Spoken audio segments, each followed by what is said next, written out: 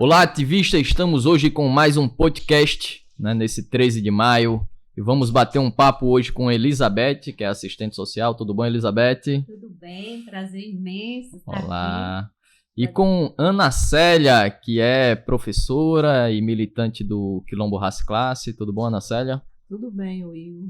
Eu fiz uma breve apresentação de vocês, mas gostaria que vocês se auto-apresentassem aí, qual movimento faz parte, qual é a pegada política que vocês estão desenvolvendo atualmente. Quem começa?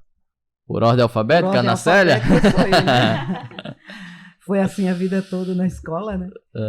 Então, eu sou Ana Célia Siqueira, moro em Ceará-Mirim, sou professora aposentada da rede pública, pedagoga, depois de aposentada, psicopedagoga, sou militante do PSTU, militante do Movimento Quilombo Raça e Classe, Movimento Nacional Quilombo Raça e Classe, faço parte da direção nacional e atuo também no movimento sindical, fazendo parte da educação do MudaSint, que é o nosso setor de oposição, sindicato estadual, e da regional do Sint de Ceará-Mirim.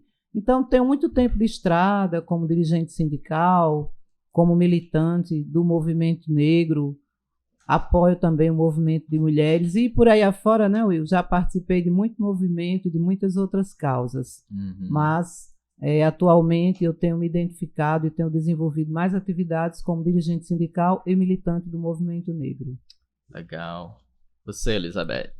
Eu sou Elizabeth Lima, sou ativista do movimento negro e de mulheres negras.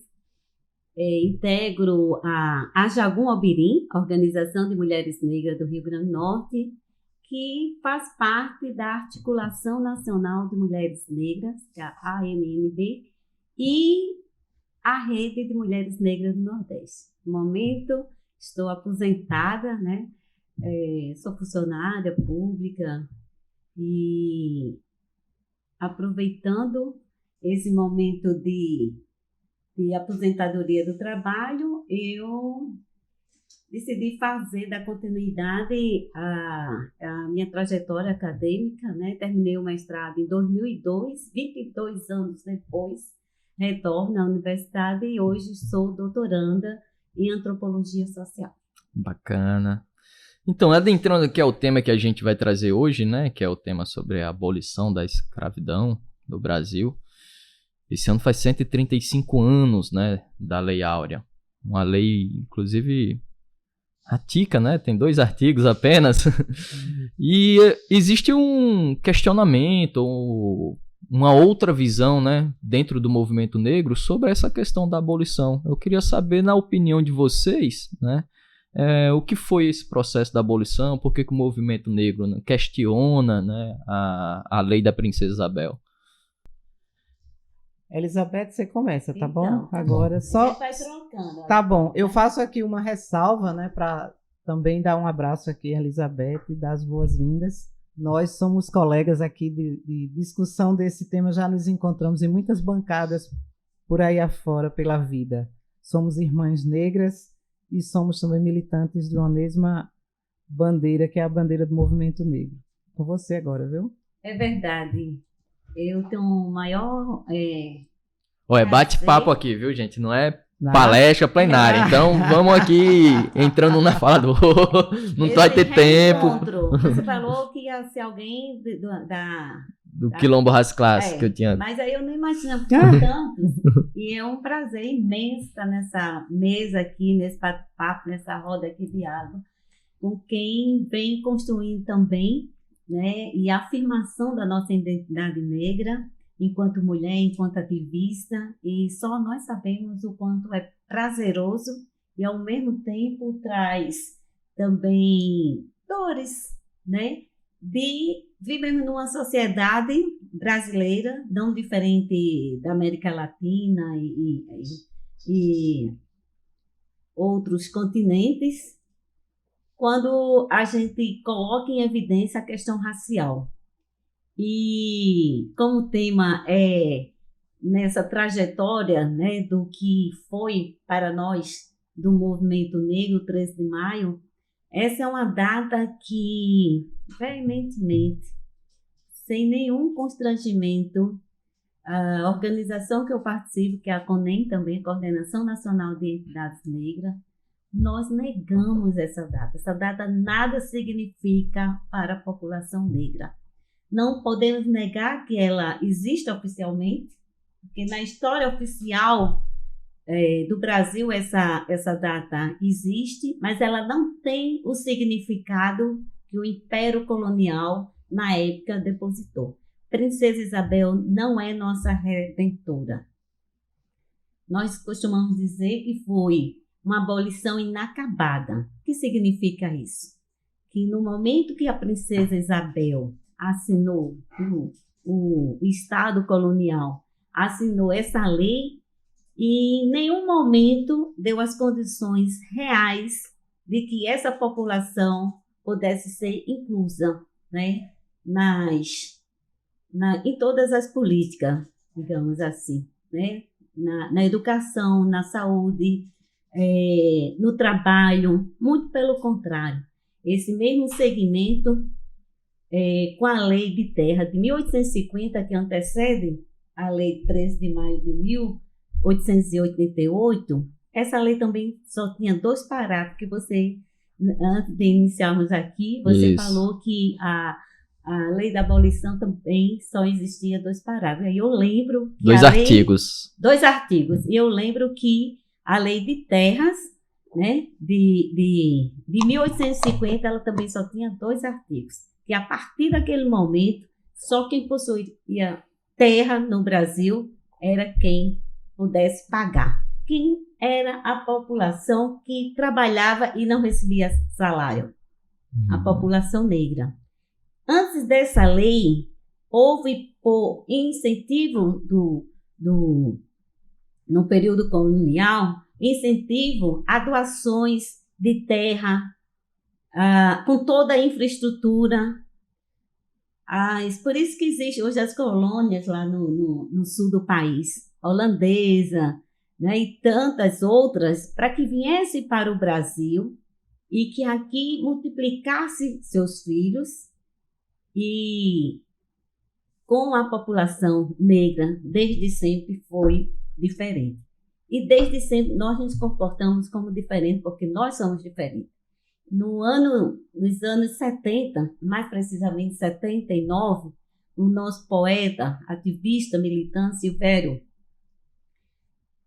do grupo Palmares, no estado do Rio Grande do Sul, ele propôs, né, uma nova narrativa em contra-oposição ao 13 de maio, que a gente já sabia que essa data não era representativa, nunca foi representativa.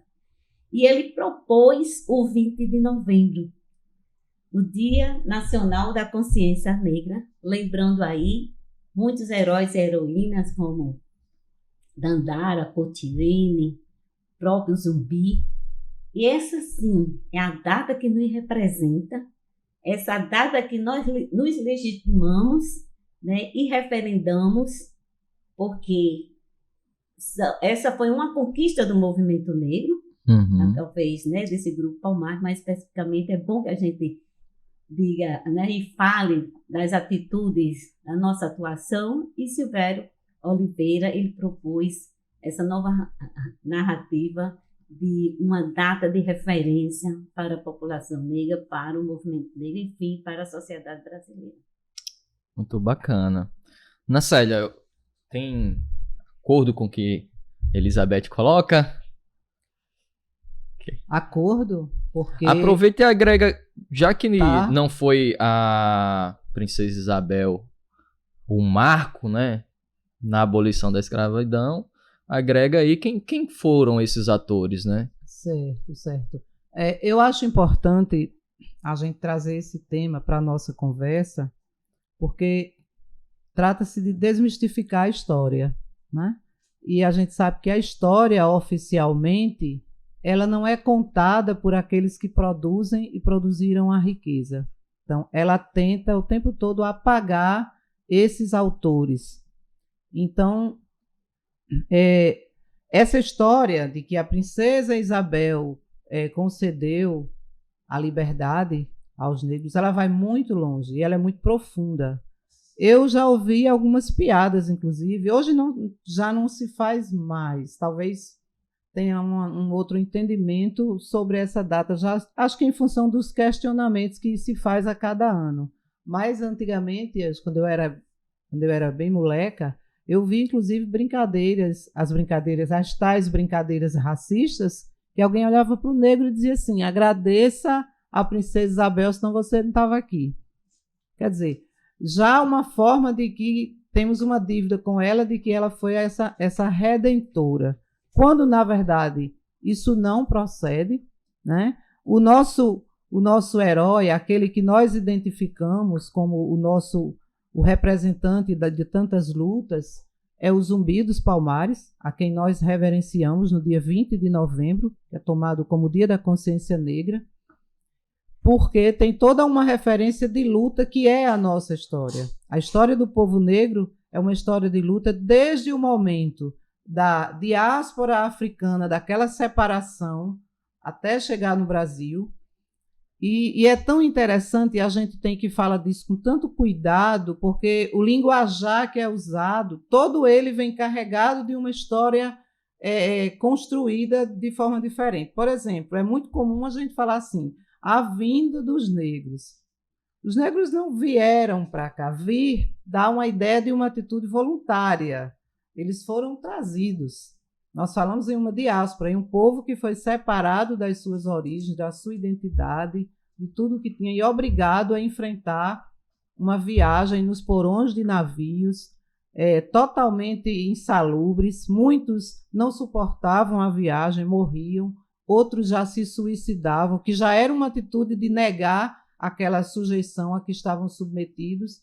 E o tempo todo era uma luta de resistência contra isso, já desmistificando aquela história de passividade do povo negro, de indolência e de aceitação e de que não houve luta.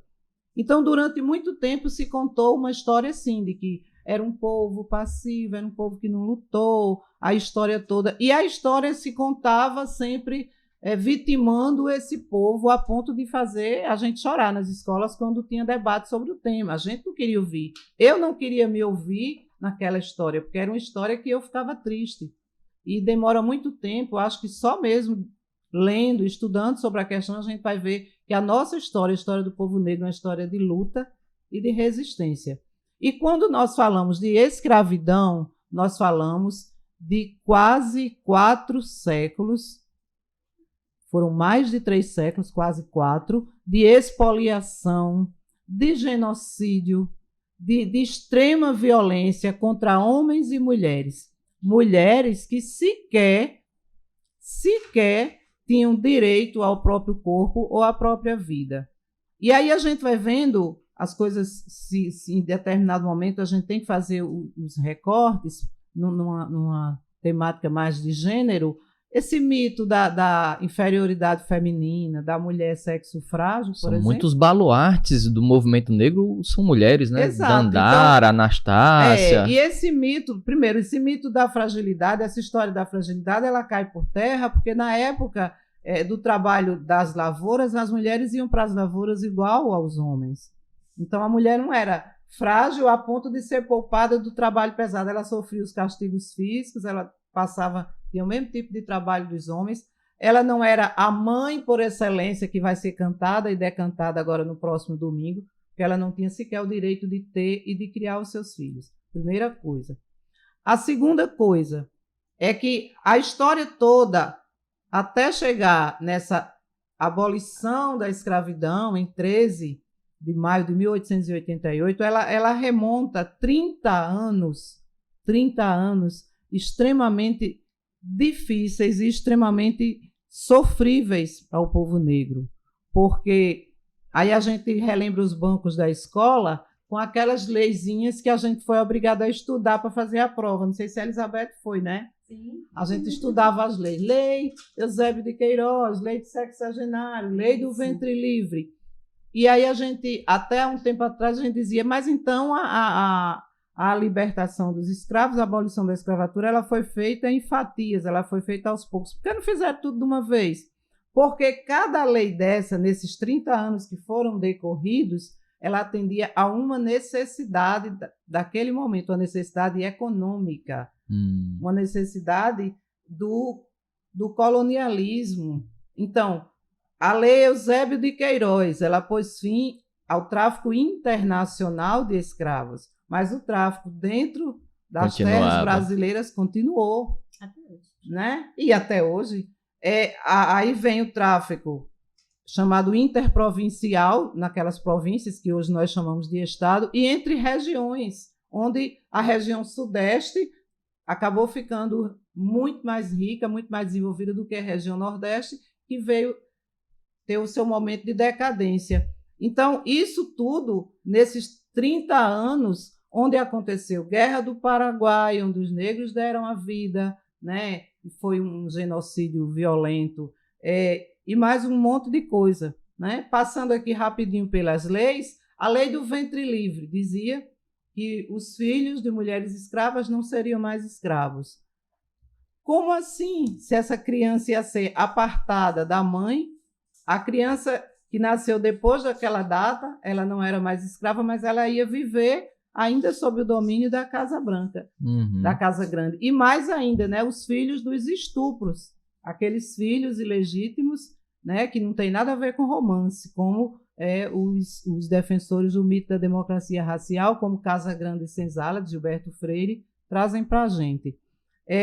A lei do sexagenário libertava da escravidão os escravos acima de 60 anos. A expectativa de vida de um homem negro era 50 anos, no máximo. No máximo, né? Que eu né? sofria todo tanto, castigo. cara. Então, nós estamos falando de 3 séculos, mais de 3 séculos, de genocídio, de expoliação, de coisificação de pessoas, que quando tiveram, por força dessa lei, a dita abolição, não tiveram a reparação, que é o reconhecimento que lhes era devido a alguma coisa. E não foi feita a reparação. Pelo contrário, foram lançados, como a gente diz no popular, na rua da amargura, sem emprego, sem casa, sem terra, né? Criando aí o que a gente poderia chamar os primeiros sem teto e sem terra da história. Elizabeth, esses quase 4 séculos de escravidão, né? Quais são as consequências desse período para os negros e negras atualmente? Então, eu parto do princípio que a formação da população brasileira é formada por 3 raças. Né? Porque já estava aqui no Brasil os donos, que era a população indígena, que é a população indígena, os originários, a população branca e a população negra. Então, fomos nós que construímos também esse país. E desde o princípio, como eu já te falei, né, a lei de terra e tantas outras, né, que a Ana citou, não foi dado o mesmo tratamento. A partir daquele momento, né, o que nós vivemos hoje, um estado de uma política neoliberal, ela vem sendo construída ao longo desses anos, de total exclusão de quem construiu esse país. Aqui no estado do Rio Grande do Norte, nós temos aqui, bem próximo, a Igreja dos Negros do Rosário. Que tiraram, inclusive, as estátuas dos negros de lá, não tem mais. Não sei nem onde é que estão essas estátuas. É verdade. Diz que depois de um protesto, falaram que tiraram para uma reforma, uma reparação. Eu vi essa versão. Mas isso depois que o movimento negro, né, cultural, foi para lá e denunciou porque está largada no lago. Então, isso é um processo, né? A resistência do povo negro, das mulheres negras, precisa ser contada todos os dias, porque ninguém em sã consciência, como a Ana falou, e que estava nos livros de história, dizendo que o povo negro veio para o Brasil. Ninguém em sã consciência deixaria seus reinados, porque nós somos filhos de uma ancestralidade de reis e rainhas de diversas nações do continente africano.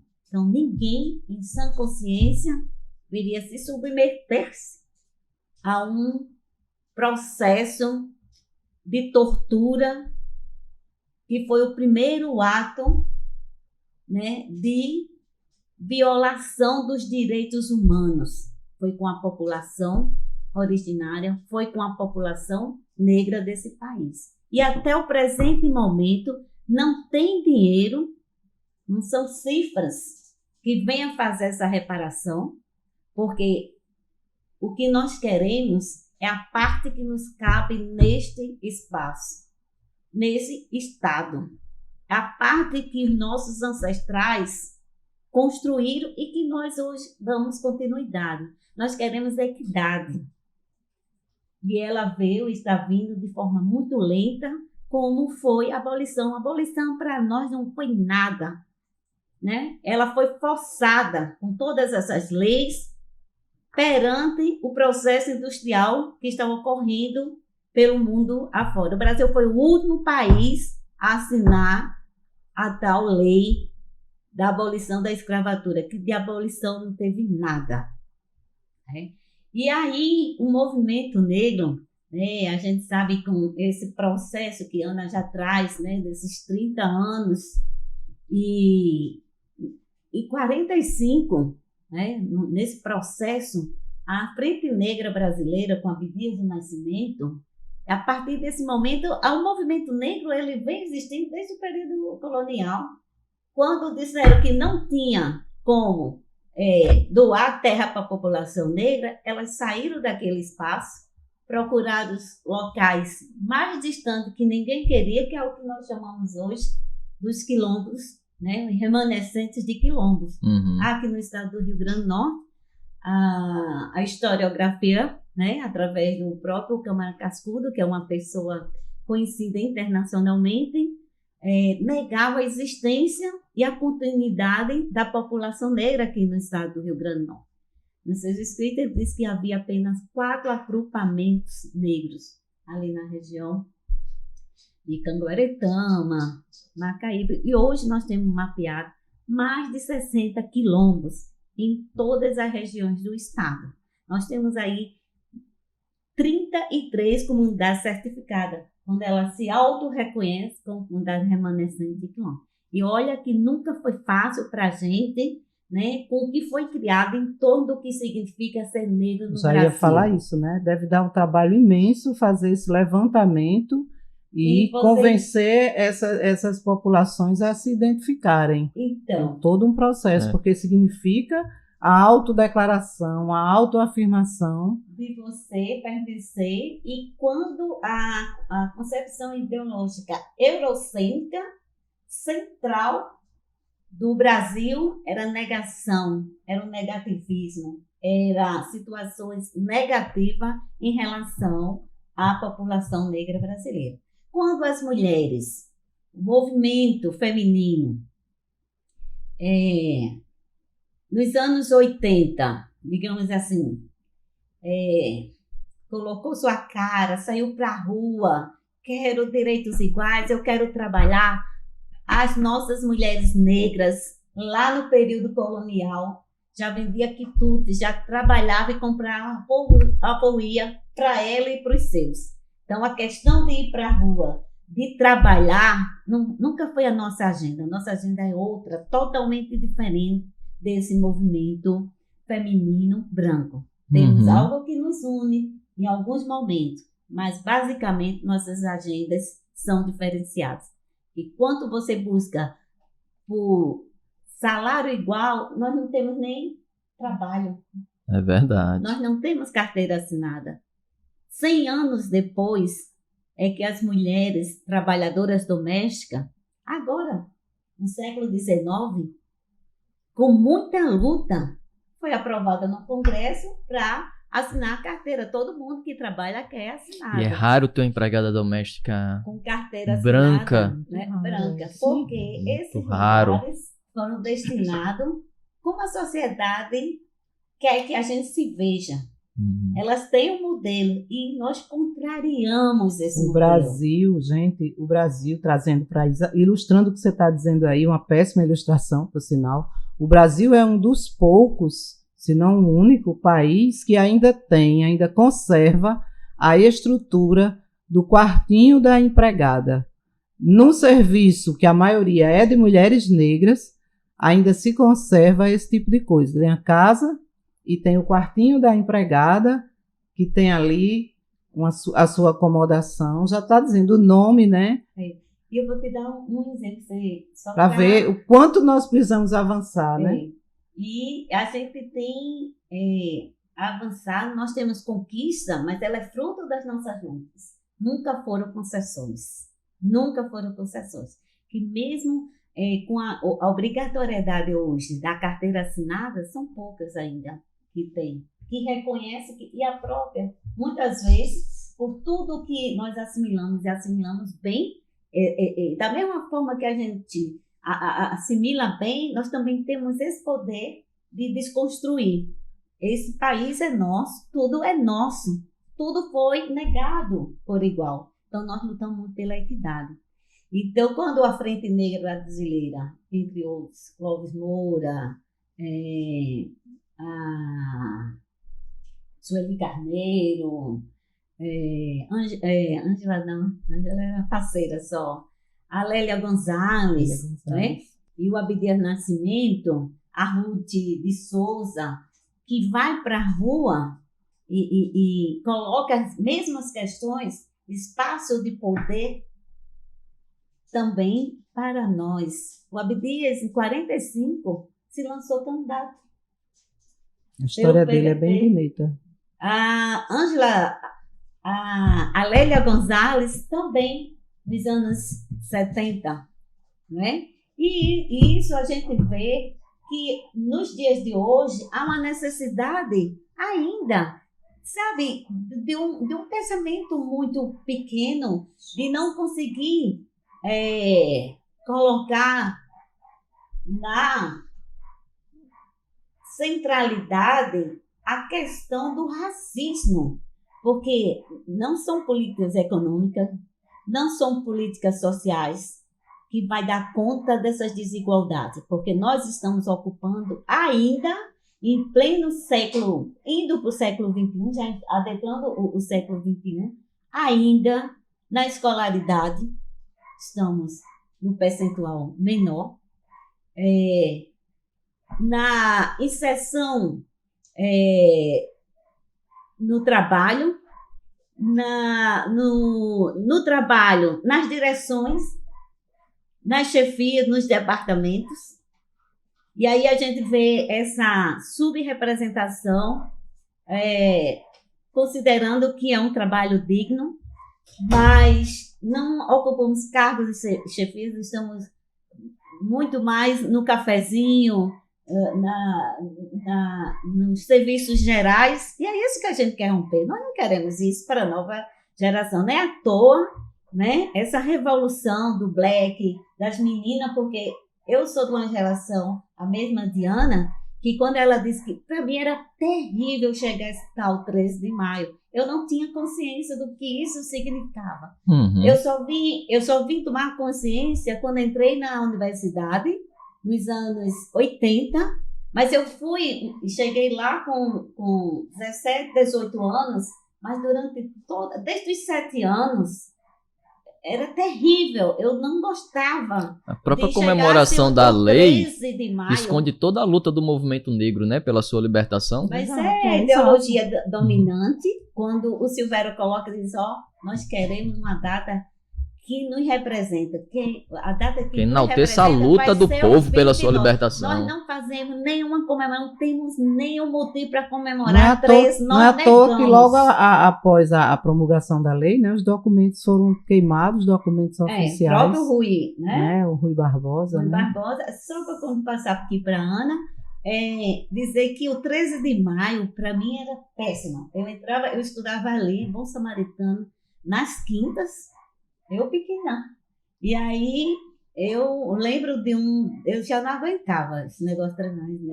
Eu acho que já vinha mesmo um espírito de Dandara, de zumbi, que quando a professora colocou lá uns slides, era slide, não sei, você é a geração nova. Eu sou da época de slide.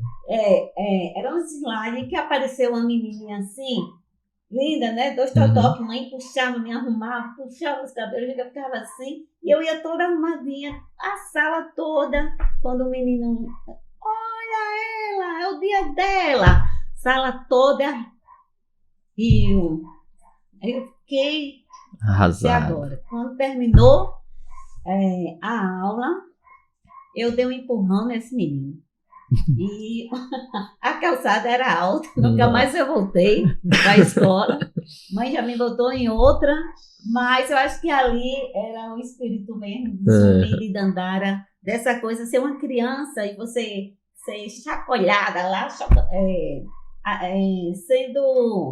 servindo de riso, sabe? Para a turma toda, quantas menininhas negras estavam ali e nós nunca nos sentimos negras, nós éramos morenas quando a gente falava alguma coisa, sempre alguém dizia, você não é negra, você é morena. O estado do Rio Grande do Norte, eu acho que é o estado mais racista do Brasil. Por onde eu passei, é uma negação da história da população negra, uma satisfação ter a invasão holandesa, os norte-americanos, e uma negação de quem esteve sempre aqui, que foi a população negra. É verdade. Então, esse 13 de maio, por mim, já deveria ter saído da folhinha, né? Nós conseguimos avançar em termos de políticas públicas, né? Não está, nem deu conta ainda de um abismo que existe entre a população branca e a população não branca desse país. Uhum. E nós não queremos,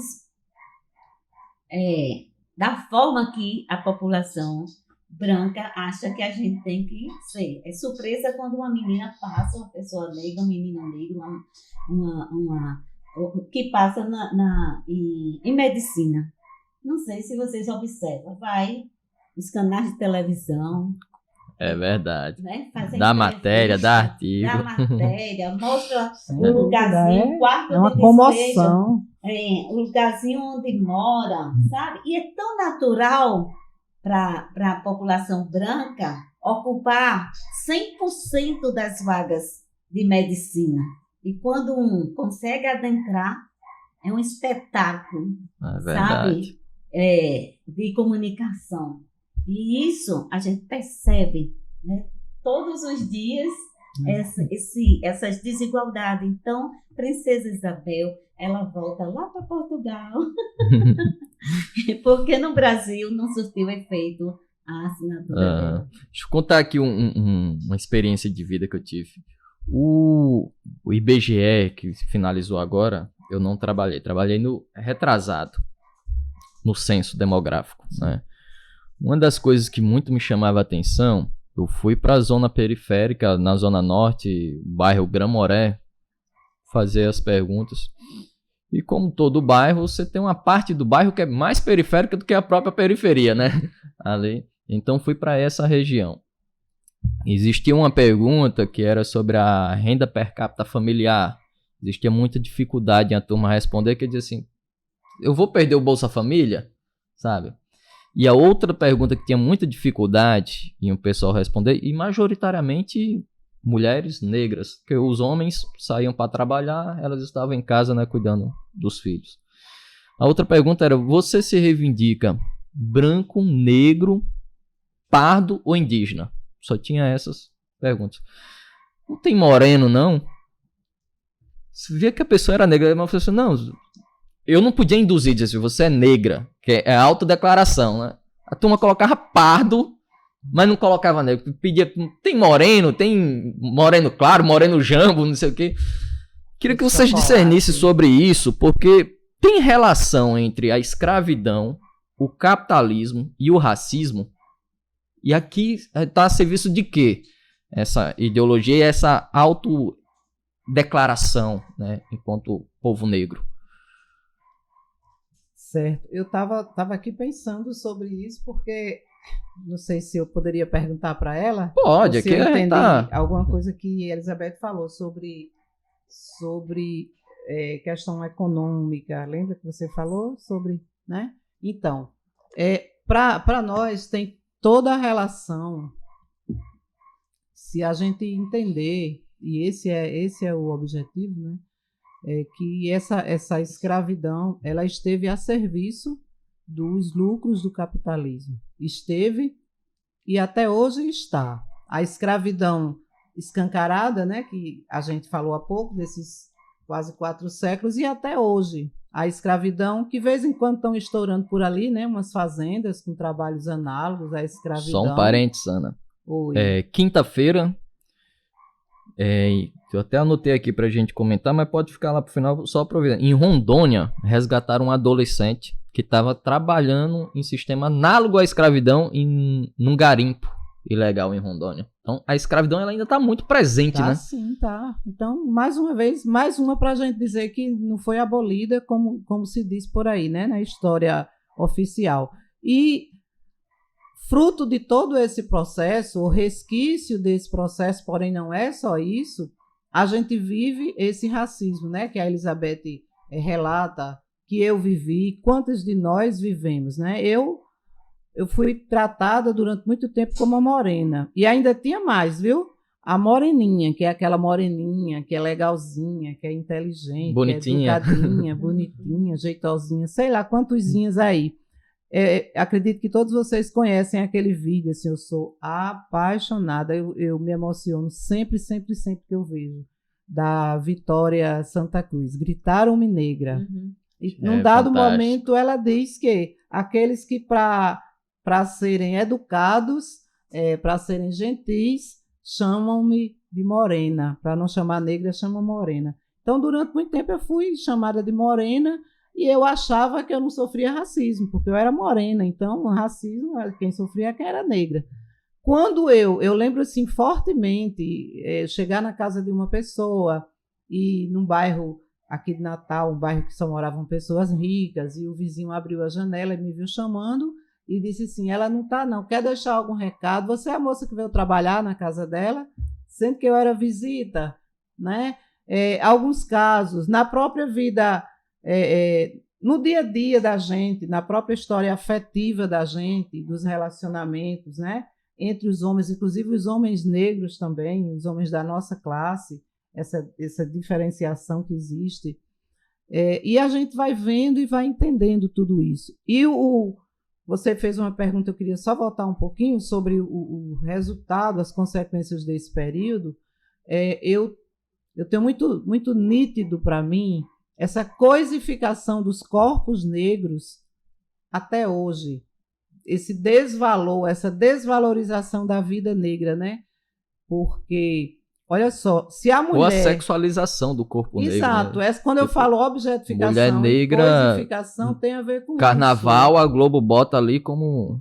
Então, aquilo ali é o seguinte, são dois extremos que a mulher negra, ela cai. Ou ela cai na invisibilização total, não é ninguém, ou ela é vista como objeto. Né? E aí vem toda essa coisa de objeto sexual, de objeto de desejo, né? Que é boa de transar, que é não sei o que lá. E aí isso não é só uma coisa que alguém diz e que se vê. Isso tem consequências na vida concreta. Por que a mulher negra está entre os números de feminicídio e de estupros? Por que uma mulher negra corre mais riscos de ser estuprada do que uma mulher branca? Porque o meu corpo não me pertence. Eu não posso dizer quem vai ser o meu parceiro. Eu tenho que agradecer se alguém olhar para mim e dizer que me deseja, mesmo que seja um desconhecido na rua, ou mesmo que seja uma pessoa da minha relação. Então, isso são consequências disso. A desvalorização salarial, a localização nos piores postos, tudo são consequências. E o racismo... hoje em dia existe todo um debate sobre essa questão racista, que aí, assim, a gente teria que fazer um outro bate-papo, uma coisa assim, bem teórica para trabalhar sobre isso, porque é muito profundo hoje essa questão da polêmica sobre isso, que não se trata de uma coisa que, assim, parece um quadro. Bom, a gente viveu 3 séculos de escravização, o povo negro era tratado dessa maneira, existia o racismo e, consequência disso, o racismo existe até hoje. Então, a gente deixa o racismo solto no ar como se tivesse na cabeça das pessoas, né? Ninguém nasce racista, tem toda uma história. Nós somos materialistas e nós entendemos a história ligada a toda uma questão de modo de produção, de meios de produção, de construção da riqueza. Então, o racismo, ele foi criado pelo capitalismo, ele foi alimentado pelo capitalismo, e aí a gente vai encontrar teóricos que criaram explicações científicas para essa questão de raça, né? A gente vai encontrar teóricos, a gente vai encontrar filósofos que apoiaram a isso, todo um arcabouço ideológico para que tenha corpo essa teoria. Mas essa ideia sustentou esse sistema. Então, não é o contrário, essa ideia é consequência do sistema, é o contrário, ela sustentou esse sistema, ela fez com que o capitalismo se expandisse, enriquecesse, o lucro da Europa, o enriquecimento da Europa, foi graças ao que foi tirado daqui, né? O que foi retirado das nossas riquezas, na verdade, a destruição das nossas florestas e toda a nossa riqueza já começou ali mesmo, e vem trazendo tudo isso, porque empregar pessoas negras, colocar nos piores postos, por quê? Porque são pessoas que estão aí figurando dentre os desempregados. Hoje nós temos uma média aí de 9 milhões de desempregados, foram dados do IBGE de fevereiro de 2020, de dezembro de 2022 a fevereiro de 2023, dava conta de 9 milhões de desempregados. Desses 9 milhões, 65% eram de pessoas negras e pardas. E dentre esses, as mulheres ainda eram um percentual considerável. A gente outro dia estava vendo um documento sobre desemprego, que foi um documento da imprensa, trabalhando sobre o 1º de maio, que dizia que o desemprego no Brasil ele tem raça, porque tem o perfil do desempregado hoje, né? Do desempregado, daquele desalentado, daquele que está lá procurando emprego, é o homem negro, né? E a mulher negra que está aí fazendo os bicos, está no trabalho informal, sendo explorado, é o primeiro a ser demitido quando vem a crise, né? E quando é empregado ele vai para os piores postos, no trabalho terceirizado, no trabalho da contratação temporária, né? E a relação que existe entre o capitalismo para essa questão dos lucros, ela é muito visível, porque são os negros que compõem o exército de reserva. Então, está desempregado? Tá, você se sujeita a qualquer coisa. Então, vem para cá trabalhar, demite alguém, bota o negro ali, porque ele vem, ele não vai nem questionar se vai ter direitos, o que vai. Ele quer trabalhar, ele precisa trabalhar.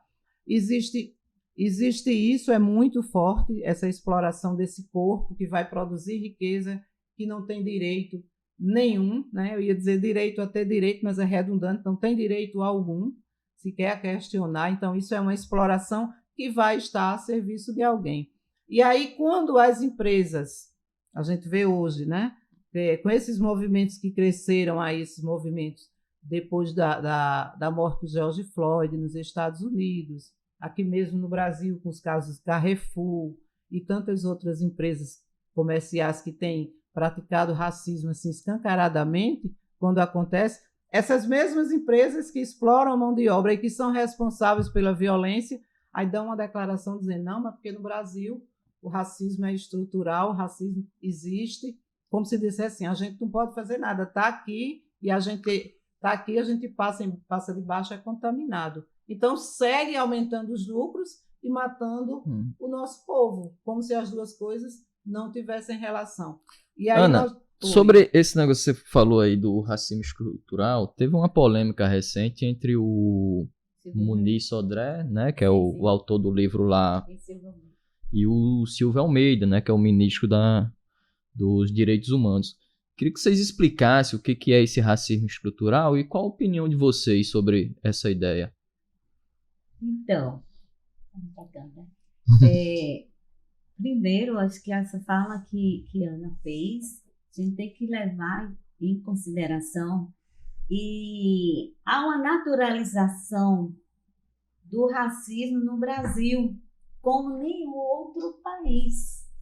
Naturalizou-se. Foi na época da colonial, foi nos anos da ditadura, foi no momento da democratização e é nos dias atuais. Primeiro que a gente tem a sociedade, porque quem inventou esse racismo, o racismo estrutural, não fomos nós, não foi a população negra. Quem criou foi a população branca desde do Império. E o que seria esse racismo estrutural? É essa desigualdade perpetuada no mundo, e no Brasil não é diferente, quando você não trata os diferentes de forma diferente. Você só se beneficia porque o capitalismo, como foi bem já explicado, ele se alimenta e alimenta as desigualdades. Para que eles sobrevivam, e aí vou naquele velho jargão lá dos anos 80, dos dominados e dos dominantes, que ainda hoje se reproduz. Só que a consciência e a consciência negra faz com que hoje nós tenhamos uma leitura diferente desse cenário. Quando o Brasil, o Estado brasileiro, participa em 2001 da terceira conferência internacional contra todo tipo de discriminação, de racismo, e que sai uma carta, a Carta de Durban, o Plano de Durban, para que esses países, ao retornar, criem estratégias de enfrentamento a essas desigualdades sociais e econômicas. A gente está falando do que nós chamamos de racismo estrutural. E não é para banalizar, porque o Brasil, o racismo é estruturante. Sim, e daí? Vamos desconstruir isso? Vamos desestruturar isso? Porque eu ouço hoje muito, fora e dentro da academia, que o racismo no Brasil é estruturante. Sim, mas é você que faz com que ele seja estruturante. São os carrefours da vida. Essa coisa que eu quero só trazer dos corpos negros. Nós aqui, recentemente, no estado do Rio Grande do Norte, no mês de setembro e de novembro ou dezembro, nós tivemos 2 casos que chamou a atenção do mundo inteiro, da imprensa internacional, que foi uma cena, 2. Primeiro do quilombola Luciano Simplício, da comunidade dos Pega, no município de Porto Alegre, 700 quilômetros daqui, da capital, no estado do Rio Grande do Norte. Onde um jovem de 20 anos, nascido e criado nesse município, passa no domingo e vê as pessoas num churrasco, pedem um pedaço de carne. E o dono da casa, eu estou reproduzindo, estou dizendo o que está na imprensa. E nós acompanhamos bem de perto. Nega, diz, não tem seu negro, sujo, nojento, vagabundo, vai embora daqui. Você nega um pedaço de carne a quem estava com fome. Nem cristão você é. Né? Porque o próprio Cristo diz, dá de comer a quem tem fome, quem tem sede. Nem cristão você é considerado, porque a questão da religiosidade também está nesse racismo estrutural, né? E aí ele vai aglutinar todos os modelos de desigualdade que tem na sociedade brasileira. E o menino foi arrastado, foi amarrado, né, com corda e arrastado no paralelepípedo, chutado. E a população, algumas pessoas clamou ao senhor de engenho, né, ali representado, essa cena no século XXI. E ainda dizia, se quem estiver reclamando, eu boto num lugar e faço a mesma coisa. Do alto do poder, de quem acha que tem um poder supremo de violar o corpo do outro, um corpo negro, não é um corpo qualquer, é um corpo negro. Uma outra situação foi a da Flávia, moradora de um condomínio em Candelária, gerente de vendas, negra, com filho, com companheiro, e uma moradora que chegou depois dela sentia-se incomodada pelo fato da pele negra, dela ser uma negra e estar morando no mesmo condomínio que ela. Ela, uma senhora branca e uma filha branca que morava nesse condomínio. O imaginário da branquitude não tem limite em relação à população negra. Ela quer ainda determinar o lugar que você tem que morar, o lugar que você tem que estudar e o que você vai ser na vida. E isso eu estou trocando para a gente entender o racismo estrutural, que ele está muito mais em quem reproduz e na cabeça, nas atitudes e nas finalidades. Porque incomoda ter uma vizinha negra no mesmo condomínio. Gente, o que é isso? Como é que você naturaliza isso? Como você pode naturalizar? E ela já se sentia ameaçada, foi prestar queixa, que você não estava falando com qualquer uma pessoa que não tinha conhecimento. Você imagina que uma pessoa negra não tenha conhecimento dos seus direitos, do aparato legal de enfrentamento ao racismo. Ela foi prestar queixa, olha, estou sendo tratada desta forma, estou aqui querendo fazer o registro. Ontem aconteceu isso, quando ela retorna para casa, ela está sendo aguardada e é severamente agredida, quer dizer, extrapola sua violência física, pelo fato de me incomoda você morar aqui nesse. Isso ficou muito explícito em todas as atitudes, no registro que foi feito, no boletim de ocorrência da Flávia. E em relação ao Luciano também. Aqui está materializado o que nós chamamos, e o que o Silvio Almeida chama, de racismo. Agora, quando o Muniz Sodré, ele chama a atenção, é dessa naturalidade que a sociedade vai assimilando e repassando. O que a gente pode fazer? Sempre foi assim, desde o período colonial, que o racismo é estruturante dentro da sociedade. Ele é estruturante, ele precisa ser enfrentado, criada estratégia, e o Brasil, o Estado brasileiro, em Turba, assinou um plano e construiu um plano de enfrentamento a essa situação. Deixa eu questionar uma coisa, então, para você. Você disse que a gente vai trocando, eu vou só estimular essa fala. Quando você fala isso, que o capitalismo é estruturante, ali está na cabeça das pessoas, né? Porque a branquitude trabalhou todo um discurso e precisa ser rompido com isso.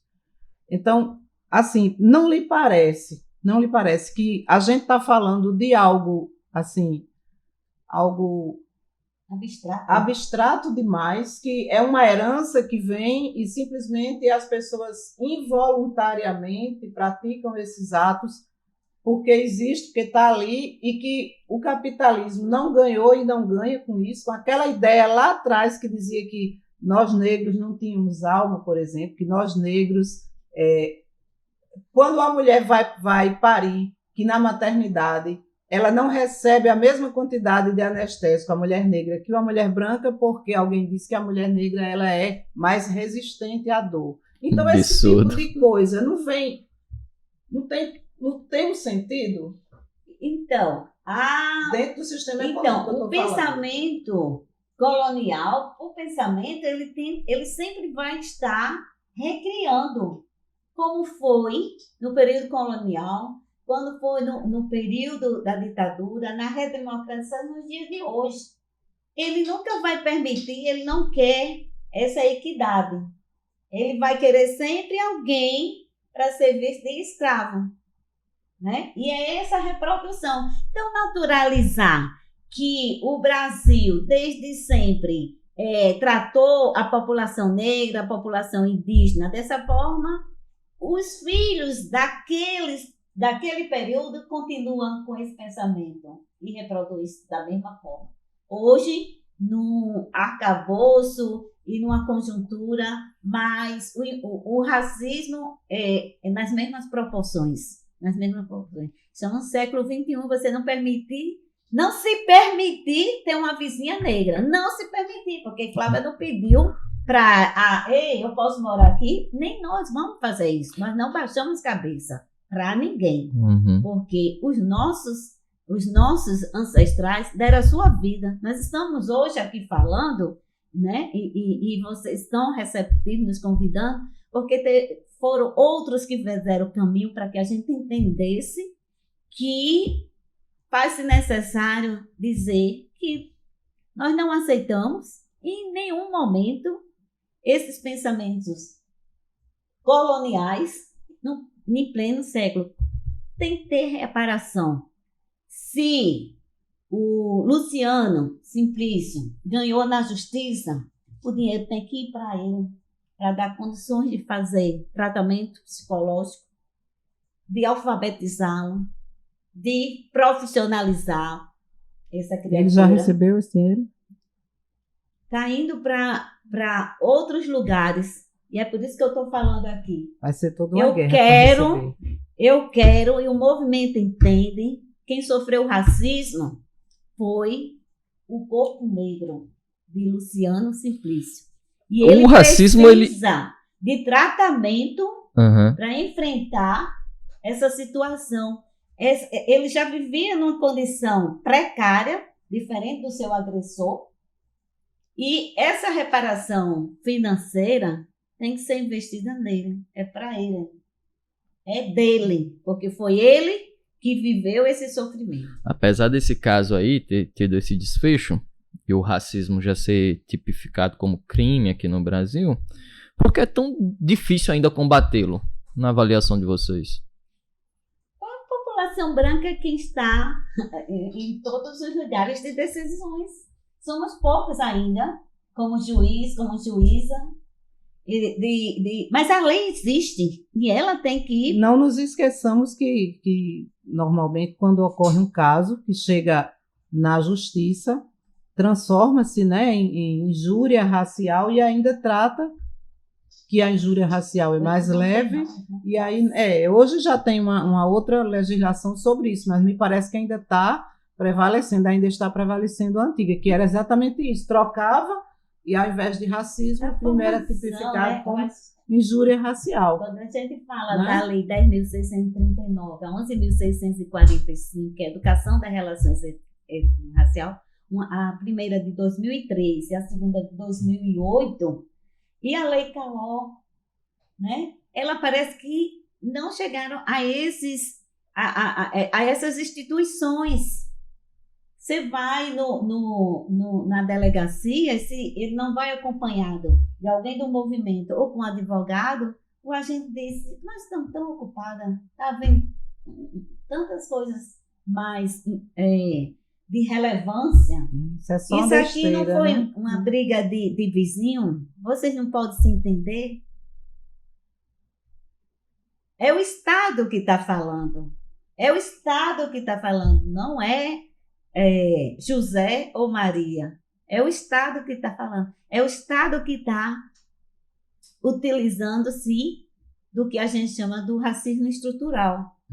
Daí, porque se dependesse do movimento negro, dos que fazem enfrentamento, do povo branco que faz enfrentamento, que é antirracista, a gente sabe como conduzir muito bem as situações. Todas as situações.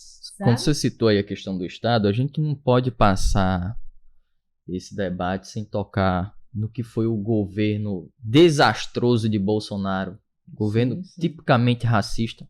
E assim, acho que o movimento negro, né, a população mais pobre, os explorados de modo geral,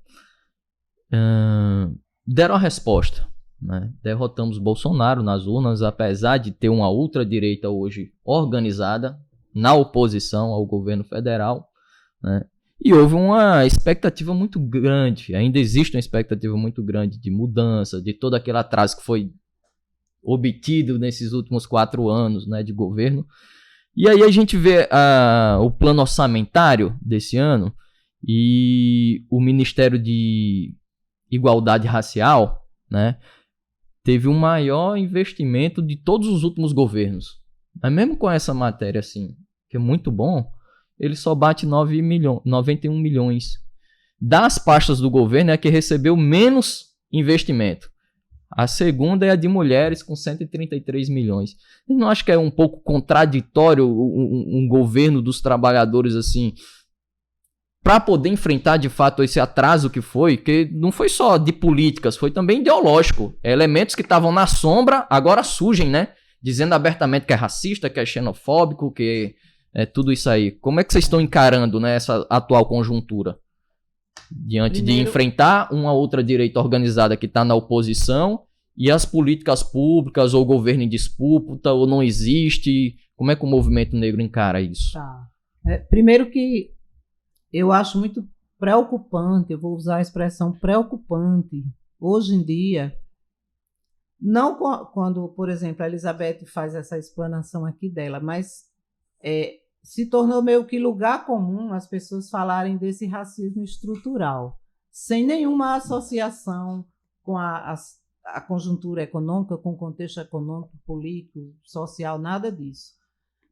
É também se dizer antirracista. Diante do crescimento dos casos, aí toda pessoa, né, há essa coisa do perigo da banalização, de ser antirracista e não fazer essa leitura, e não colar uma coisa com a outra. Por que é que eu estou dizendo isso? Porque, para nós, o racismo ele está a serviço desse lucro que só cresce. Durante a pandemia, enquanto estava aquele que algumas pessoas estão chamando agora de pandemônio, né? Foi o povo preto que mais morreu. E morreu por quê? Porque morava num lugar inadequado, que não podia fazer o isolamento social, não tinha acesso a medicamentos, não tinha acesso ao tratamento, não tinha água para lavar as mãos, que era o básico do básico, e outros tinham que se expor trabalhando, porque não paramos de trabalhar, não houve, né, o lockdown, como alguns nossos setores levantaram a bandeira, a saúde no Estado levantou essa bandeira, não houve no Estado, continuou trabalhando, e entre morrer e ficar desempregada, a pessoa arriscava morrer e levar a doença para casa. Então, morreu muito. Nos Estados Unidos também, que eram os bairros negros desassistidos. Então, só por esse dado, agora, a gente cola o racismo que cada vez mais alimenta os lucros do capitalismo. Então, o capitalismo não vai destruir o racismo, e nenhum governo que esteja com medidas que mantenham esse sistema como está, acreditando apenas em reformas, vai resolver esse problema, porque se assenta nessa desigualdade. É verdade que nós tivemos o governo do Bolsonaro, onde cresceu assustadoramente essa coisa que estava guardada, esse sentimento, né? Todo o ódio aos negros, às mulheres, ao povo pobre, né? Dizer que o negro pesava arroba, dizer que não fazia nada, colocar um capitão do mato à frente da Fundação Palmares, desrespeitar a memória do Zumbi e tantas outras coisas absurdas que nós vimos, isso deixou um rastro e deixou uma herança terrível. E hoje isso continua ainda, né? Essa violência que a gente vive, que está adentrando a educação, as escolas, tudo isso. E vai levar um tempo para isso resolver. Porém, do ponto de vista econômico, é muito sério. É muito sério a gente pensar como isso precisa ser aperfeiçoado, essas leis precisam ser melhoradas, e o que é que o nosso povo está precisando? É emprego, porque veio de lá, da crise capitalista que não se fechou de 2008, que aumentou com a pandemia e tudo mais, e nós continuamos entre 9 milhões de desempregados, não é qualquer coisa, 65% disso. Nós precisamos de emprego. precisamos de trabalho, de salário. E aí onde é que tem isso? Onde é que está sendo gerado isso? O pouco que está sendo gerado, as políticas públicas que surgem não dão conta disso. Então, nós falamos lá no início da nossa conversa em reparação, que quando houve a abolição formal do processo de escravização, não houve emprego, não houve terra, né? Não houve casa para as pessoas. Então, hoje, se existe um programa de casa popular, mas estabelece um valor para se obter aquela casa, o desempregado não vai ter como comprovar uma renda, ele vai continuar na rua, vai continuar figurando aí entre os bairros que estão cada vez mais com pessoas morando em situação de rua. Mas o capitalismo sabe disso.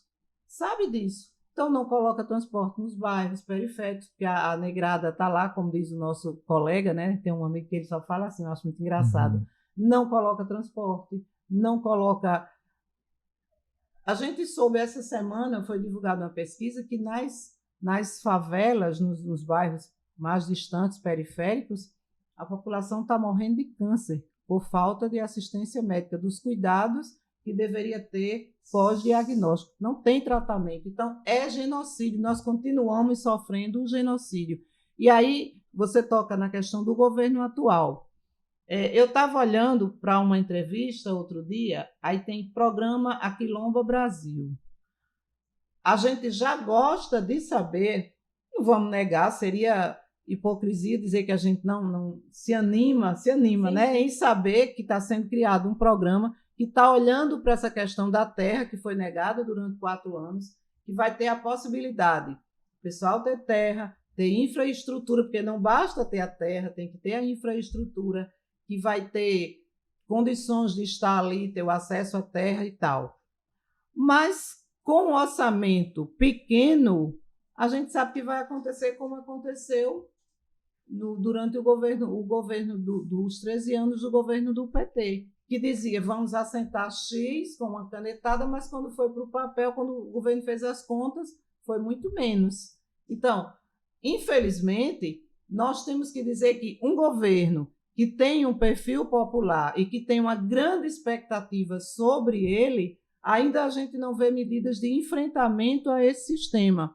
Porque o que a gente vê até agora, aí alguém vai dizer, mas está muito cedo. Porém, o que a gente vê montado nesse programa econômico é uma coisa que vai continuar beneficiando banqueiros, empresários, o agronegócio, né, o agropop, que está aí se aproveitando do serviço análogo à escravidão. Então, não está havendo um enfrentamento consequente a isso. Eu acho que é até mais difícil, Ana, porque a composição do novo governo é diferente da... Você tem o Alckmin como vice, tem mais apesar que houve um aumento significativo na questão de representatividade, né, Elizabeth? Nós temos mais negros agora ocupando pastas do ministério, mas a própria composição, eu acho, social do governo é complicada. Só para finalizar o que eu estava falando aqui, associando a questão da reparação. Olha só, no governo de Lula, no primeiro governo de Lula, foi votada a lei antidrogas. No governo de Lula teve uma lei antidrogas e no governo de Dilma teve uma outra lei. Essas leis favoreceram enormemente a que aumentasse o número de encarcerados negros, né? Nós sabemos, não é lugar comum, não é clichê dizer que nós negros somos o tempo todo ali suspeitos, né? Só de olhar.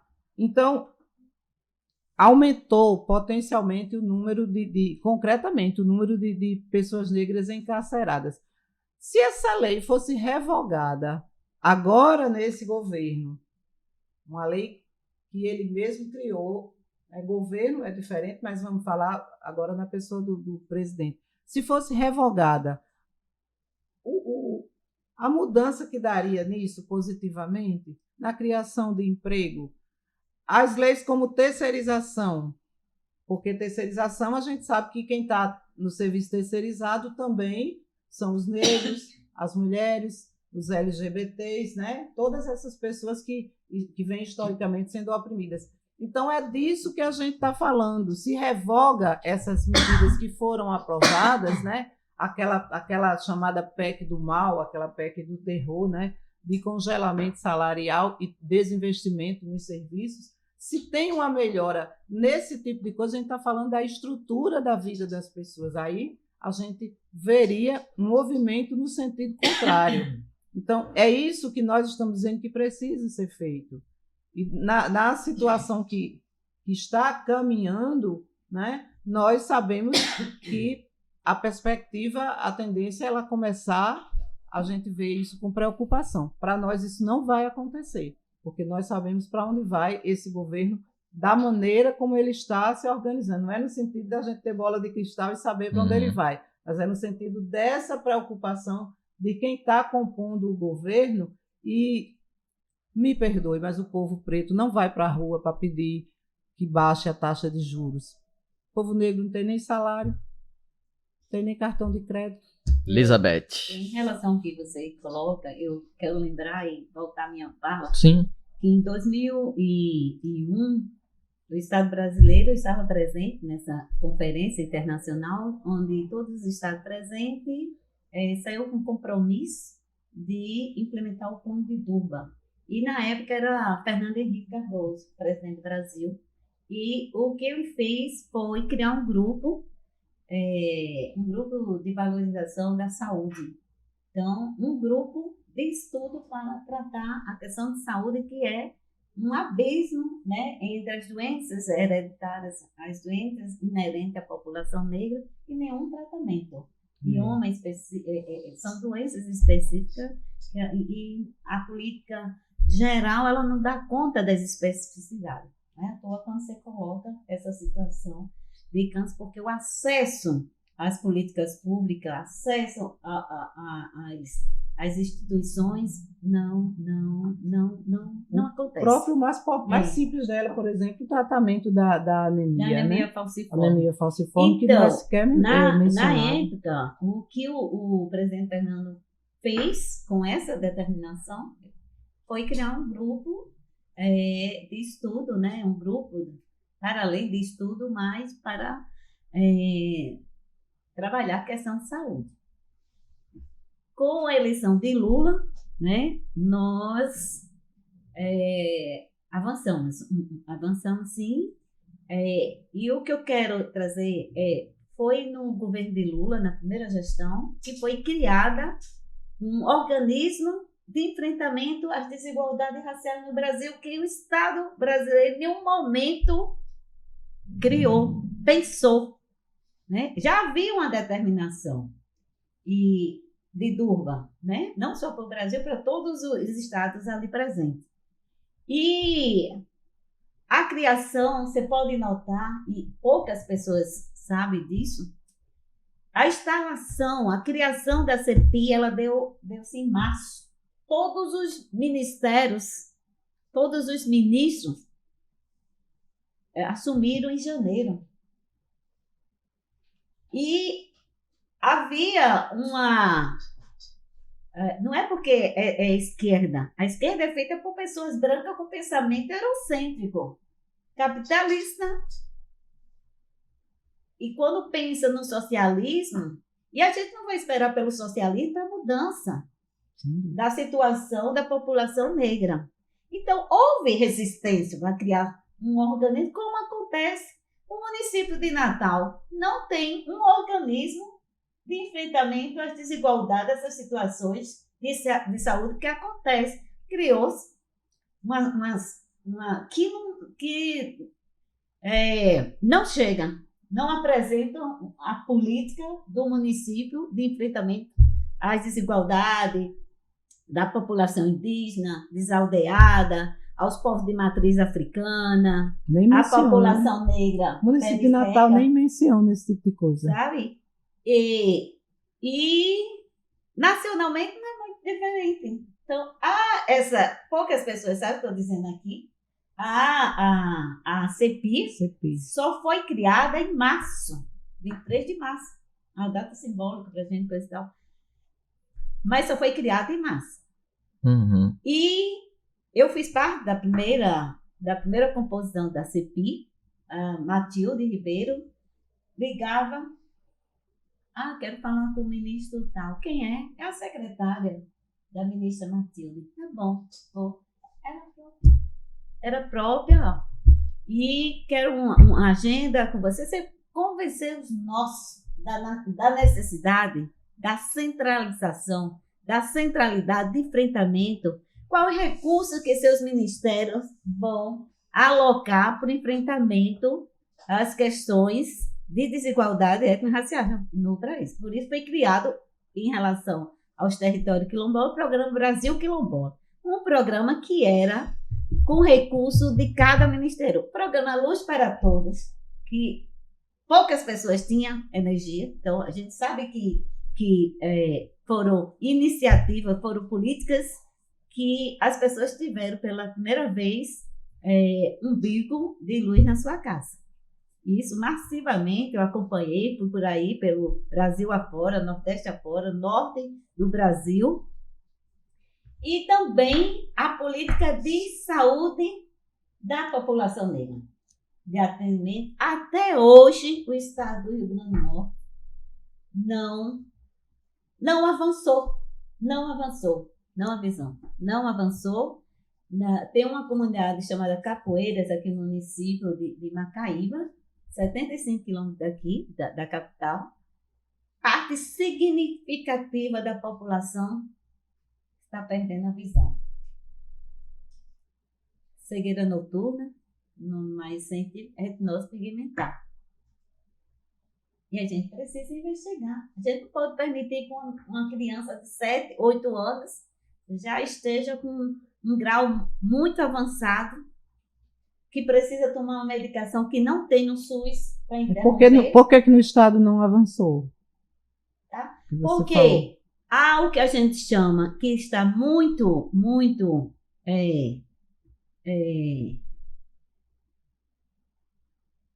entrelaçado com o que a gente está chamando de racismo estrutural. É o racismo institucional. Porque sempre vê as mulheres negras como as fortes, as que aguentam tomar metade da anestesia. Como a população negra está ficando cega, não é a população branca de Petrópolis que está ficando cega. Tá? Independente do governo, é essa concepção de quem faz o Estado brasileiro. Se não tivesse essas pessoas que faz essa leitura da banalidade do racismo, da situação de saúde, de transporte, de emprego, banaliza simplesmente. Por mais que, e acredito que Lula não banaliza, mas ele tem seus ministérios, e quando ele delega para a saúde, para a educação, é que faça valer o Estatuto da Igualdade Racial, que tramitou no Congresso por 10 anos. Você sabe o que é isso? Tramitar por 10 anos e só foi aprovado depois de reformulado. Nunca foi o projeto o original. Porque são essas representações que nós elegemos. Foram eles que votaram as cotas. E as cotas foi uma política reparatória, uma política de ação afirmativa, né? Por 10 anos, né? Ela foi criada para que ela fosse implementada por 10 anos. Ela completou 10 anos, está no Congresso e nós queremos que seja renovado por mais 10 anos, porque foram 400 anos de exclusão.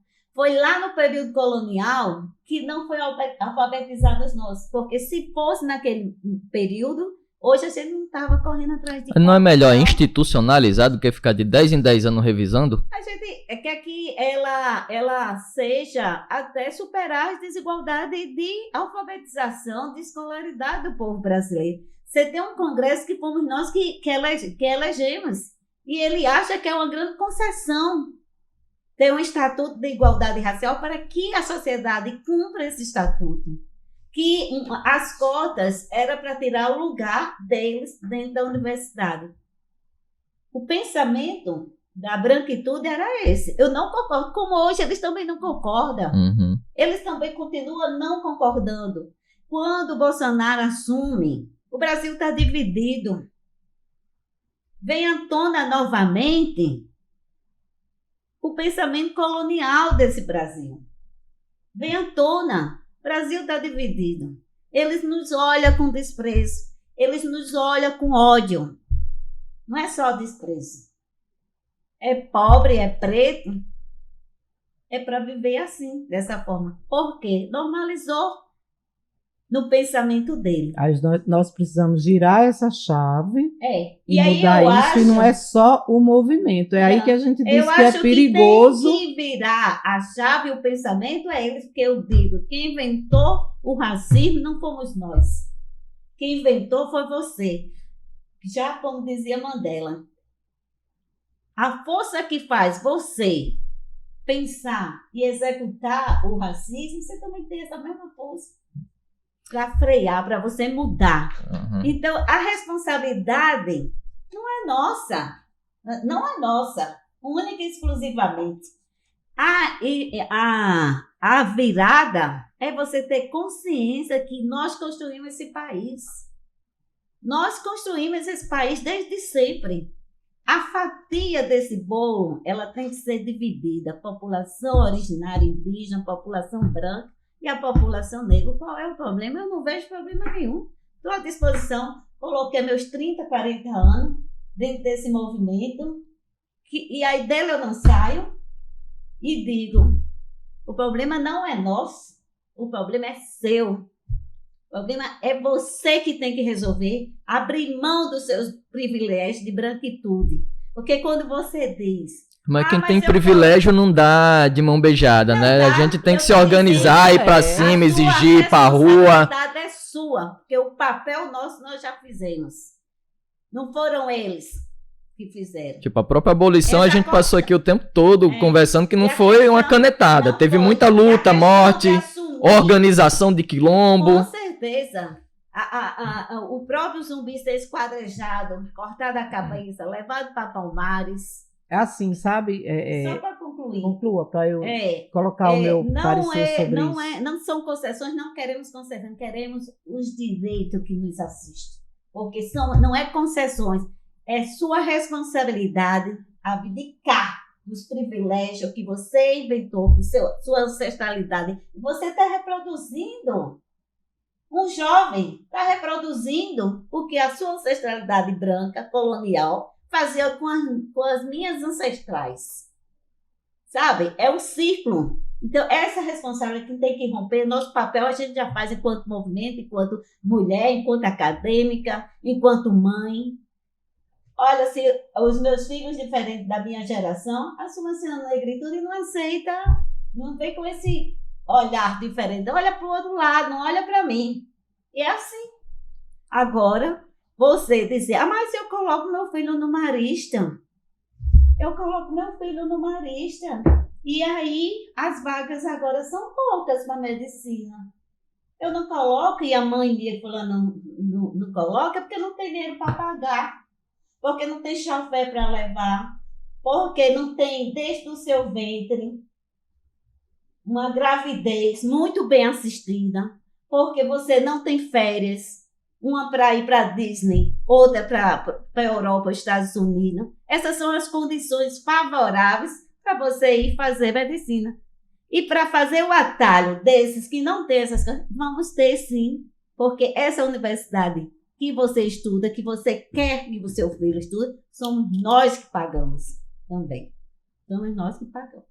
Então, a responsabilidade é dividida, sabe? E nós não estamos pedindo concessões, não.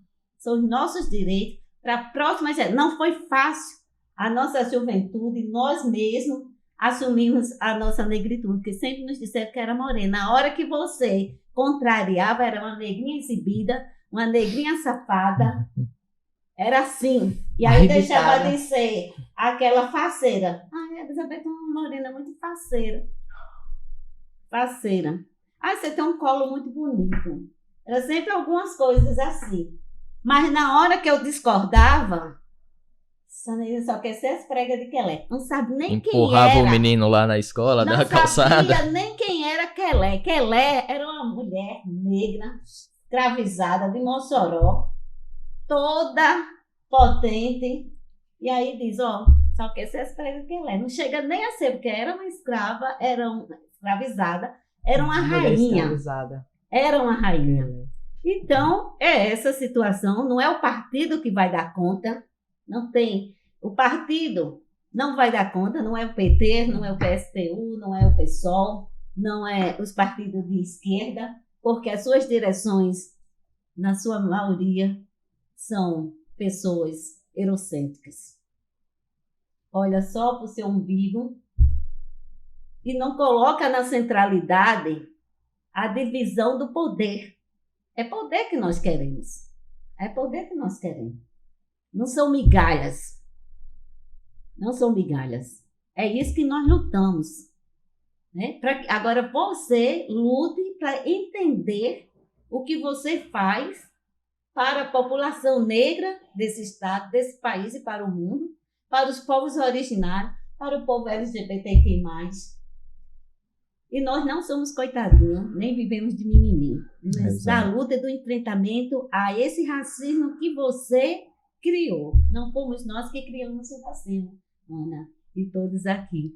Acho que a gente tem essa concordância. Há quem ouse dizer, né? Nós não somos nós criamos. Que vivamos coisa de preto vitimado, né? Não é não, viu? Há muito que nós já... os nossos ancestrais já nos ensinaram que o meu nome nunca foi Elizabeth, meu nome é Gidará. Eu sou de religião de matriz africana. Colocaram o nome de Maria, de José, de Ana. Foi assim que eles fizeram e batizaram. Não respeitaram os valores das tradições, nem dos quilombolas, nem dos povos. Diferentes povos que veio para essa nação. Então, eu acho que é isso. Para mim foi muito legal. Só antes da gente terminar, Elizabeth. Eu terminando. Não, mas é isso mesmo. Eu também iria caminhar para isso. Antes da gente terminar, assim, eu não sei se vocês compactuam com o que eu vou falar agora, né? Mas é mais para deixa para vocês finalizarem, fazer as considerações finais. Acho que o racismo ele é ideológico. Durante todo o debate que a gente fez aqui, a gente vê que também existe a escravidão moderna. Né? A gente acompanhou aqui os relatos que você colocou de alguns casos de racismo aqui do RN. Também assistimos recentemente a alguns nacionais, uma professora que teve que se despir dentro do supermercado porque estava sendo coagida pelo segurança. Um casal que foram acusados de um suposto crime no Carrefour, foram agredidos, etc e tal. Né? Pegador por aplicativo, né? A gente vê os administradores do Estado que dá com a mão, tira com a outra. Teve cota, mas teve a lei que encarcerou mais negro, né? Teve esse benefício, mas teve reforma da Previdência, teve reforma trabalhista. Então, como é ideológico, né? E talvez dentro desse sistema a gente não vá conseguir destruir, acabar com o racismo e com essa escravidão moderna, quais são os caminhos que vocês apontam, né, para a gente concluir, para essa transformação, essa construção de uma ferramenta que possa abolir de vez a escravidão, o racismo das nossas vidas? Com a palavra a vocês para a gente poder finalizar. Ela já fez as considerações finais dela, vai fazer, não fez ainda não? Quando você disse, foi muito bom, não, estou brincando. Assim, eu penso que concordo com a Elizabeth, não vai ser o partido que vai acabar com isso, né? Nem PT, nem PSTU, nem PCdoB, nem o partido, nem de esquerda, nem tal. Não vai ser. E também não vai ser. A gente quer o socialismo, nós lutamos pelo socialismo e não vamos esperar que ele chegue para gozar da plena liberdade. Também nós não queremos isso. Agora, acho que nós temos uma vamos dizer assim, não vou colocar divergência, mas acho que nós temos uma diferenciação na questão estratégica, que é o seguinte: nós precisamos estar organizados para lutar. Isso a gente faz o tempo todo, desde que nasceu, né? E continua fazendo, e cada vez é mais necessário. Então, é preciso entender que para você lutar, você tem que saber contra quem você está lutando, contra o que você está lutando. Por isso que apenas a fala de racismo estrutural, que desde sempre existiu, que está na cabeça, e a gente não fazer essa localização dentro do sistema econômico, ver toda essa história dessa acumulação que aconteceu e como serve e como está até hoje, nós não armamos essa luta. Não armamos. Porque é isso. O dono do supermercado que cometeu um ato de racismo está num conselho nacional aí recentemente criado pelo governo. É um racista que está lá. Tem dois, né? Tem o do Carrefour e tem o outro de uma rede que não tem aqui no nosso estado. Conhecidos por praticar esse tipo de ato. Estão no chamado Conselhão do Governo Federal, que foi instituído há pouco tempo. O que é que eles vão fazer lá? Não ser proteger os seus lucros, proteger suas riquezas. Eles vão estar beneficiando, legislando em causa própria. Então, eles realmente não vão estar preocupados com o que a Elizabeth está dizendo aqui. Não vão estar preocupados. Pelo contrário, ele vai querer preservar. E nós precisamos dizer para os nossos irmãos negros e para nossas irmãs negras, fazendo os devidos recortes de gênero, né? Mas nós precisamos dizer que esse racismo ele serve, sim, a esse sistema que nós queremos derrotar para que venha o sistema socialista, para construir o sistema socialista. Então, o sistema de cotas é uma política afirmativa que nós reivindicamos. Eu já fui para dentro da universidade fazer debate sobre isso, né, com setores altamente sectários que jogavam fora tudo, que não reconhecia. Nós reconhecemos como uma política. Agora, é um primeiro passo. O que nós entendemos que precisa ter é a universalização, porque o estudante pobre, negro, que faz um ensino médio, hoje privatizado, com um ensino integral que diz que quem estuda não pode estudar, porque não pode ficar o dia todo lá. Então, ele já está alijado dali, ele já foi mandado embora, ele não tem como estudar. Ou então, numa escola pública que falta professor, uma escola que cai, uma escola que as paredes estão lá, que está morrendo de calor, está tendo que fazer protesto, paralisando as aulas, ele não tem nem conteúdo para fazer as suas provas bimestrais, muito menos enfrentar um Enem. Então, aí vai ter uma política que vai beneficiar a sua entrada na universidade e a permanência dele. Quer dizer, o acesso ajudou, mas e a permanência? É acesso e permanência, né? Então, políticas de cotas no mundo do trabalho também, nos trabalhos, nos concursos, para ter facilidade, mas, como eu volto a dizer, que sejam revogadas essas medidas que transformaram a vida do trabalhador pobre no inferno, que cada vez escravizam mais. Então, nós precisamos organizar e lutar contra essas coisas. Caso contrário, o movimento esfria, amortece. Ah, mas tem lá, ok, é positivo ter uma lei, é positivo ter um ministério? É positivo do ponto de vista da representatividade.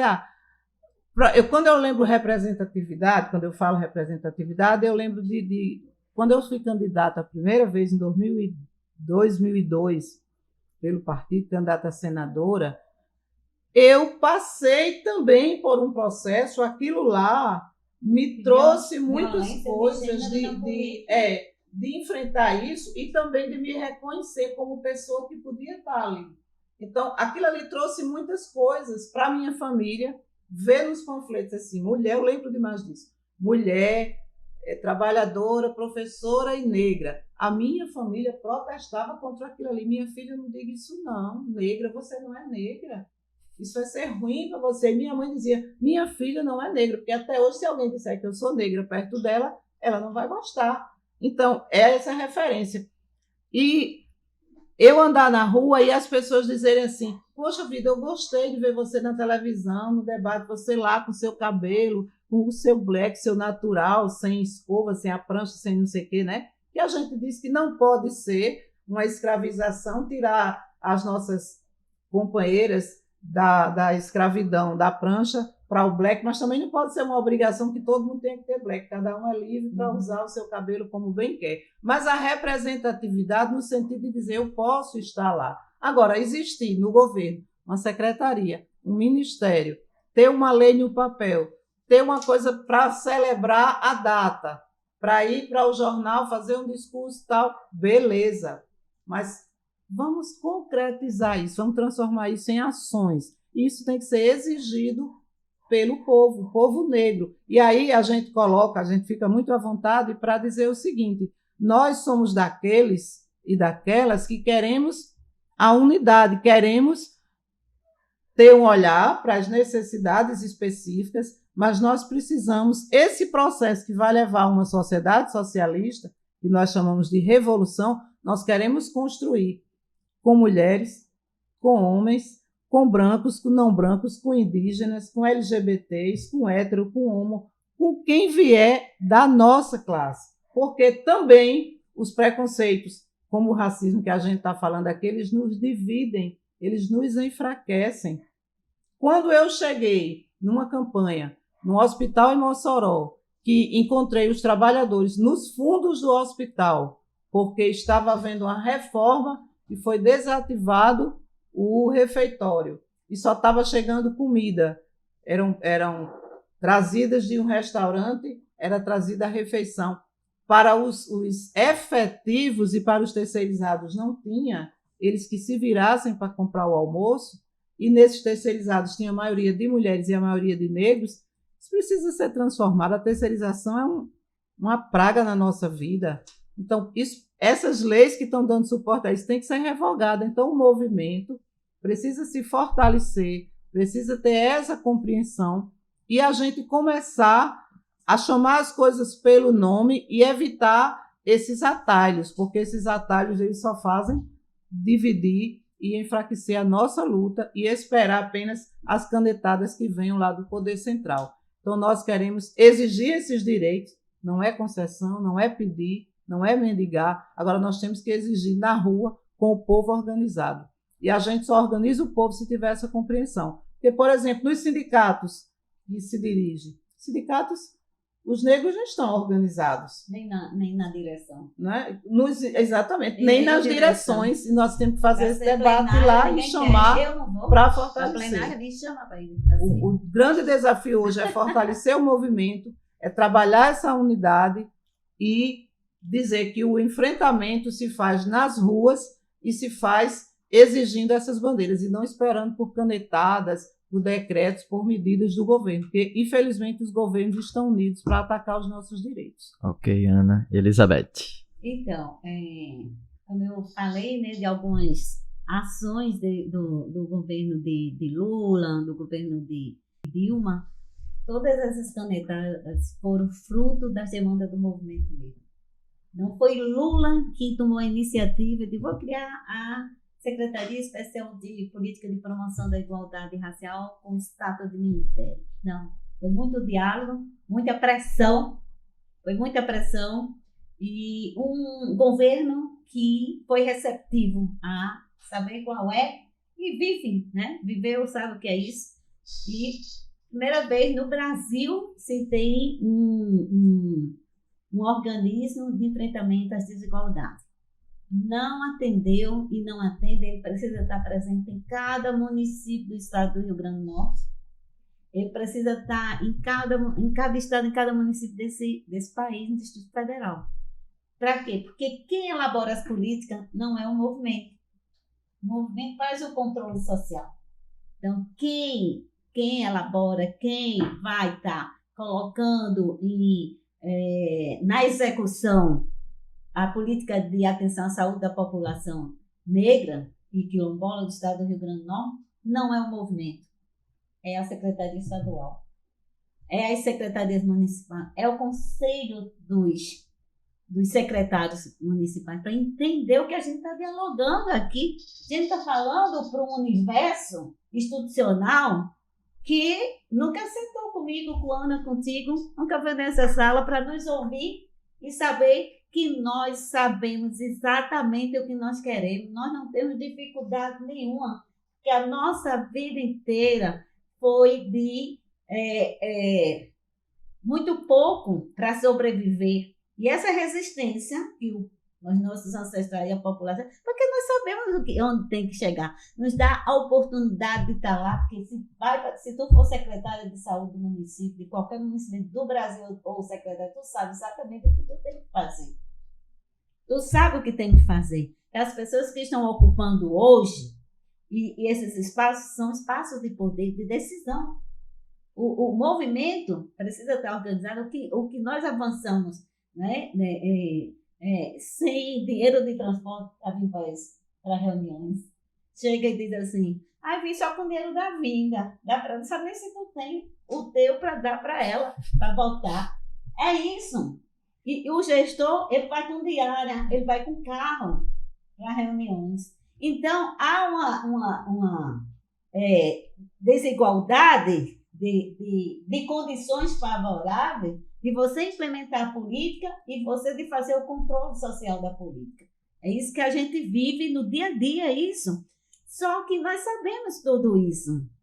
Não tenho dúvida que nós aqui sabemos onde queremos chegar. Entendemos qual é o papel dos evangélicos, entendemos quem é a Igreja Católica, os povos de matriz africana e ameríndia. Nós sabemos os banqueiros, que o governo não vai governar só com a sociedade civil, né? Não vai. Isso é o capitalismo, né? Vai ter lá essa representação. Eu nem vou discutir isso, eu só quero que ele cumpra, porque ele tem medo do assalto que o seu filho vai sofrer quando passar lá na favela, quando sair. Porque aqui, diferente, que a gente tem essa divisão geográfica muito forte, Zona Norte e Zona Sul, diferente dos outros países, mas, por exemplo, em São Paulo e no Rio de Janeiro. Vamos combinar, ele poderia implantar por outra coisa, né? Não por esse mesmo. Não, eu só estou dizendo diferente. Lá